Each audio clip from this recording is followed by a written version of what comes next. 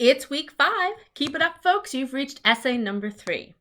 As I said earlier in the course, an important part of the writing process is reflection. One of the goals for this course is to find out what works best for you. And your writing activity this week will give you a chance to do just that. In at least one full page, reflect on your successes and struggles thus far. Then use that to make a plan for essay number 3. We're once again going to be tackling a new genre. This week, you're going to be writing an illustrative essay. An illustrative essay is all about examples. The goal is to lay out a new idea and then use specific examples to illustrate, hence the name, the thing you're talking about. We see this process all of the time. You've probably done it yourself. Have you ever used a term that your friend isn't familiar with and then listed off a bunch of examples to clue them in? Or read about a new type of something that includes a listicle of pretty pictures to show you what the author is talking about? That's illustration. Your fairy tale readings for this week are a prime example.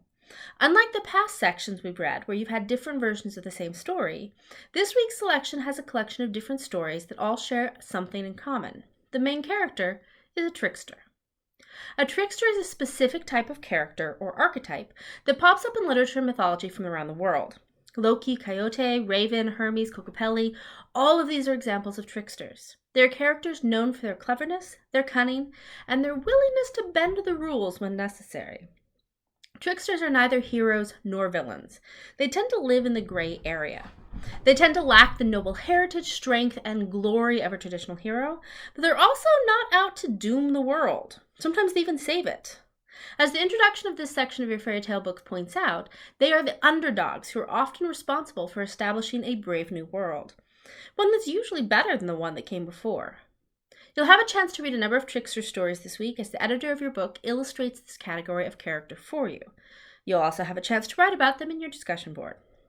Your critical reading assignment this week also deals with tricksters.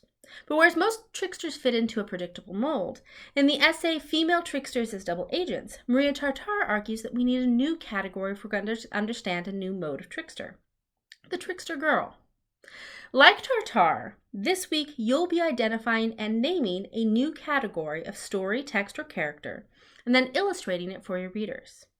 To do this, start by considering the stories and media that you consume and think about how it gets categorized. For examples, we talk about comedies, dramas, mystery, and reality TV. But what do we do when those don't quite fit? Well, in the early 2000s, a new term became popular: the dramedy. Shows like Psych and Gilmore Girls were definitely funny, but offered a lot more than a typical sitcom. So we needed a new term to talk about them. We do the same thing with books. We have mysteries, romance, horror, sci-fi. But what happens when an author does something new or blends two categories together? Well, then we knew a new way to talk about this type of book. Think about the books, movies, TV shows, characters, songs, and even memes that you see. Most of them can be placed pretty neatly in their boxes. A country song sounds like a country song. You know it when you hear it. Until you have Taylor Swift cross over to the pop charts or Lil Nas perform alongside Billy Ray Cyrus. These rule breakers are what we're interested in this week. Are there any shows or characters that you see that just don't fit in? Any memes or movies that are doing something that crosses boundary? How about songs or books that you like that often get miscategorized or that you feel people just don't get? That's where you come in.